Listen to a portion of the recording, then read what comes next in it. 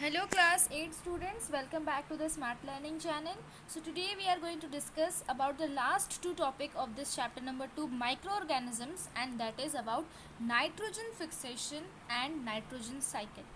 Yes, so हम आपको बताए थे कि प्लांट्स को नाइट्रोजन का बहुत ज़रूरत होता है, बट नाइट्रोजन तो एटमॉस्फेयर में होता है और वो जो एटमॉस्फेरिक नाइट्रोजन है जो कि एटमॉस्फेयर में है वो नाइट्रोजन को प्लांट्स डायरेक्टली कंज्यूम नहीं कर सकता, प्लांट्स उसको डायरेक्टली ले नहीं सकता है ना। तो कैसे वो लेगा? प्लांट्स को तो नाइट्रोजन चाहिए, नहीं तो वो कैसे क्रॉप्स प्रोड्यूस करेगा, वो कैसे सर्वाइव करेगा? तो उसको नाइट्रोजन कैसे मिलेगा, वो कैसे उसका प्रोसेस होता है जिससे कि उसको नाइट्रोजन मिलता है, एटमॉस्फेरिक नाइट्रोजन को कन्वर्ट किया जाता है और फिर उस प्लांट्स को मिलता है, तो वो कैसे होता है, that we are going to study in this video and this is the last topic of this chapter. Yes, so you have learned about the bacterium rhizobium. ये हम आपको ये इस वर्ड से तो आप बहुत ही फैमिलियर हो बिकॉज ये क्लास 6, 7 और क्लास 8 के चैप्टर 1 में भी आप पढ़े हो. राइजोबियम बैक्टीरिया, राइजोबियम बैक्टीरिया क्या करता है? It is involve in the fixation of nitrogen in the leguminous plants. जो लेग्यूमिनस प्लांट्स, जो दाल के प्लांट्स होते हैं, पल्सेस, सीडल्स वगैरह, तो उसमें पल्सेस वाले जितने भी प्लांट्स होते हैं उसमें नाइट्रोजन फिक्सेशन का काम कौन करता है? That is the rhizobium bacteria. Clear? So rhizobium lives in the root nodules of leguminous plants. जो लेग्यूमिनस प्लांट्स का जो रूट नोड्यूल्स होता है वो वहाँ पर सर्वाइव करते हैं राइजोबियम, है ना. Such as beans, peas with which it has a symbiotic relationship. जैसे कि बीन और पीस जो एग्जांपल है, ये सब पल्सेस वाले प्लांट्स है ना, तो उनके जो रूट नोड्यूल्स में ये राइजोबियम रहते हैं और ये क्या परफॉर्म करते हैं? Symbiotic relationship. दैट मीन्स ये प्लांट्स को हेल्प करते हैं और प्लांट्स उसको रिटर्न में हेल्प करता है. So this is known as symbiotic relationship. ये सब आप प्रीवियस क्लासेस में पढ़ चुके हो. तो सिम्बायोटिक रिलेशनशिप राइजोबियम परफॉर्म करता है. Sometimes nitrogen gets fixed through the action of lighting. सिर्फ ऐसा नहीं है कि राइजोबियम होगा तभी जाके नाइट्रोजन फिक्सेशन होगा, मीन्स नाइट्रोजन सॉइल में मिलेगा, ऐसा नहीं है. नाइट्रोजन सॉइल में मिल सकता है by the action of lightning also. जो बिजली चमकता है उससे भी हो सकता है nitrogen fixation. But you know that the amount of nitrogen in the atmosphere remains constant. You may wonder how. See, अगर plants nitrogen ले रहा है लगातार एटमॉस्फेयर से, तो नाइट्रोजन को तो ख़त्म हो जाना चाहिए ना. तो फिर वो नाइट्रोजन मीन्स कांस्टेंट कैसे रहता है एटमॉस्फेयर? मीन्स जितना अमाउंट है नाइट्रोजन का एटमॉस्फेयर में उतना ही कैसे रहता है? नाइट्रोजन का जो अमाउंट है वो ख़त्म क्यों नहीं हो जाता? वो उतना रिमेन्स कांस्टेंट क्यों रहता है वो?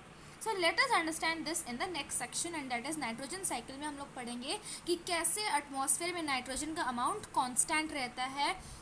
ठीक है, so let's see roots of a leguminous plants with root nodules. तो यहाँ पर जो राइजोबियम बैक्टीरिया होते हैं वो यहाँ पर रहते हैं और नाइट्रोजन फिक्सेशन का काम करते हैं. अभी नाइट्रोजन फिक्सेशन का मतलब और भी हम लोग डिटेल नाइट्रोजन साइकिल में पढ़ेंगे. ठीक है. So our atmosphere has 78% nitrogen gas. You all know nitrogen is one of the essential constituents of all living organisms as a part of proteins, chlorophyll, nucleic acid and vitamins. ये बहुत ही essential constituents है living organisms में, है ना. The atmospheric nitrogen cannot be taken directly by plants and animals. जो कि मैं आपको बताया कि नाइट्रोजन जो एटमॉस्फेयर में प्रेजेंट है उसको डायरेक्टली ना प्लांट्स ले पाएगा ना एनिमल्स ले पाएगा. तो फिर उसको कैसे लिया जाएगा?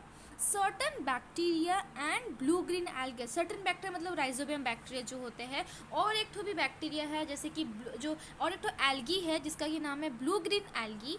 वो सॉइल में प्रेजेंट होते हैं, ये सब बैक्टीरिया सॉइल में प्रेजेंट होते हैं और ये क्या करते हैं? एटमॉस्फेयर का जो नाइट्रोजन है, एटमॉस्फेरिक नाइट्रोजन को कंपाउंड्स ऑफ नाइट्रोजन में चेंज कर देते हैं. ठीक है, मीन्स यूजेबल कंपाउंड में ऐसा नाइट्रोजन को वो चेंज कर देते हैं जो कि प्लांट्स अच्छा से कंज्यूम कर ले.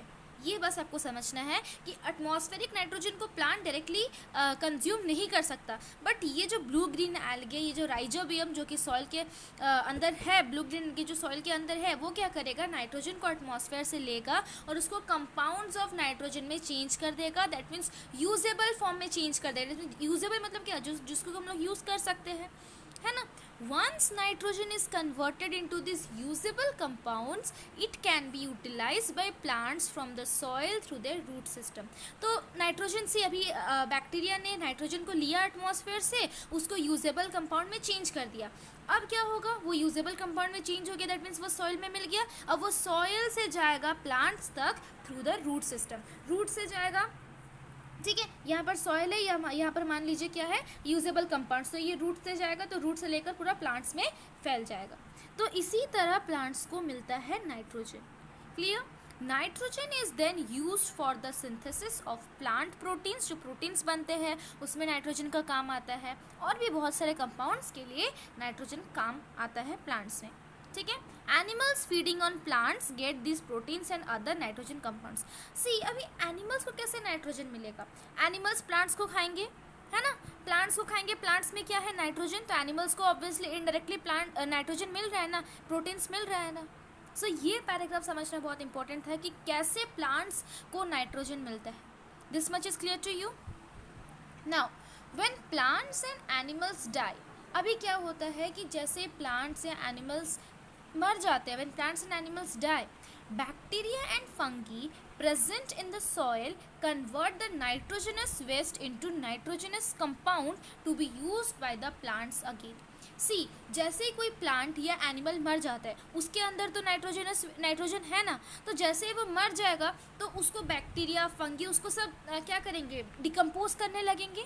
डिकम्पोज करने से जो नाइट्रोजनस वेस्ट जो निकलता है, बिकॉज उनके बॉडी में नाइट्रोजन था ना, तो नाइट्रोजनस वेस्ट जो निकलता है वो उस नाइट्रोजनस वेस्ट को नाइट्रोजनस कंपाउंड में फिर से चेंज कर देंगे, मतलब यूजेबल कंपाउंड में चेंज कर देंगे. और हम आपको बताए थे क्या, यूजेबल कंपाउंड को ईजिली प्लांट्स कंज्यूम कर सकता है, तो फिर से प्लांट्स उसको ले लेगा.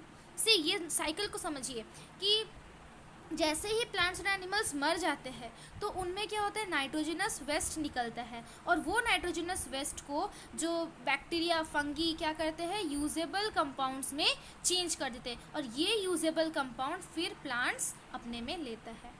ठीक है. सो जैसे प्लांट्स एंड एनिमल्स डाई करेंगे तो उसको बैक्टीरिया, फंगी डिकम्पोज करके उसके नाइट्रोजनस वेस्ट निकालेंगे. नाइट्रोजनस वेस्ट को फिर से वो यूजेबल नाइट्रोजनस कंपाउंड में चेंज कर देंगे, जिसको कि प्लांट्स ले सके, और उसी नाइट्रोजनस कंपाउंड को फिर से प्लांट्स लेगा. ठीक है. Certain other bacteria convert some part of them to nitrogenous gas which goes back into the atmosphere. As a result, the percentage of nitrogen in the atmosphere remains more or less constant. So क्या होता है कि कुछ bacteria है जो कि plants को फिर से नाइट्रोजन प्रोवाइड कर रहे हैं, प्लांट्स को फिर से नाइट्रोजन प्रोवाइड कर रहे हैं. जब प्लांट्स और एनिमल्स मर जाते हैं उनसे वो नाइट्रोजनस वेस्ट निकालते हैं, फिर यूजेबल कंपाउंड निकालते हैं, और फिर प्लांट्स उसको ले लेते हैं. और कुछ बैक्टीरिया भी होते हैं, उसको हायर क्लास में पढ़ोगे, और कुछ बैक्टीरिया भी होते हैं जिनका कि नाम मेंशंस नहीं किया गया है. तो कुछ बैक्टीरिया होते हैं जो कि वही नाइट्रोजनस वेस्ट को गैस में कन्वर्ट कर देगा, नाइट्रोजनस गैस में कन्वर्ट कर देगा, और गैस क्या करेगा, एटमॉस्फेयर में चल जाएगा. तो एटमॉस्फेयर को फिर से नाइट्रोजन मिल गया.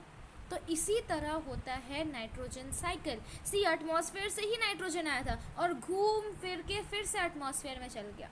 तो इससे क्या हो रहा है, the percentage of nitrogen in the atmosphere remains more और लेस कांस्टेंट हुआ. So this is all about nitrogen cycle.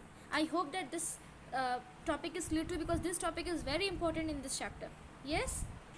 ना यहाँ पर एक नाइट्रोजन साइकिल का एक रफ डायग्राम भी दिया गया है कि एटमॉस्फेरिक नाइट्रोजन है ना, वो जाएगा nitrogen fixing bacteria, fix atmospheric nitrogen, जितने भी नाइट्रोजन फिक्सिंग बैक्टीरिया है, ब्लू ग्रीन एल्गे, राइजोबियम, वो उसको एटमॉस्फेरिक नाइट्रोजन को फिक्स करेंगे. Bacteria in turn nitrogen into nitrogenous compound, फिर नाइट्रोजनस कंपाउंड में उसको चेंज, नाइट्रोजन से नाइट्रोजनस कंपाउंड में चेंज हुआ, है ना, और फिर compounds of nitrogen in the soil, फिर वो सॉइल में मिल जाएगा, है ना. एंड ये तो था बैक्टीरिया की वजह से. अभी लाइटनिंग के वजह से भी चेंज होता है एटमॉस्फेरिक नाइट्रोजनस कंपाउंड में, और फिर जाके वो फिर से सॉइल में मिल जाएगा. सी, ये बैक्टीरिया के द्वारा होता है, ये लाइटनिंग के द्वारा होता है. ठीक है. फिर यही compounds of nitrogen in the soil, bacteria turns compounds of nitrogen into gaseous nitrogen. कुछ बैक्टीरिया होते हैं जो कि ये कंपाउंड्स ऑफ नाइट्रोजन को नाइट्रोजनस गैस में चेंज कर देते हैं, और वही गैस फिर से जाके एटमॉस्फेयर में मिल जाएगा. ठीक है. नाउ ये जो कंपाउंड्स आप देख रहे हो, compounds of nitrogen in the soil, इसको प्लांट्स लेता है, प्लांट्स को कौन खाता है, एनिमल्स, और फिर plants eat animals eat plants, nitrogenous waste from excretion and death. फिर नाइट्रोजनस वेस्ट निकलेगा जब मर जाएंगे वो लोग, जब प्लांट्स और एनिमल्स मर जाएंगे तो उसमें नाइट्रोजनस वेस्ट निकलेगा और फिर वो कंपाउंड्स ऑफ नाइट्रोजन में चेंज हो जाएगा। जो कि हम आपको अभी वर्ड बाय वर्ड समझा है ना, वो यहाँ पर रफ डायग्राम में दिया गया है और भी क्लियर कॉन्सेप्ट के लिए। Clear? So I hope this topic is clear to you. अगर आपको इसमें कहीं पर भी डाउट है, कोई लाइन समझ में नहीं आया, कोई प्रोसेस समझ में नहीं आया है, then please mention it in the comment section. Okay, so this is all for today and here we have completed this chapter number 2, microorganisms friend and foe। तो इस चैप्टर में हम लोग देखें कि कैसे माइक्रोऑर्गेनिजम्स हम लोग के लिए यूजफुल भी है, हार्मफुल भी है। So from the next video we are going to start the exercises of this chapter. अगर आपको इस चैप्टर का एक्सप्लेनेशन अच्छा लगा है then please don't forget to subscribe my channel, like this video and share to your friends। Okay, thank you so much students।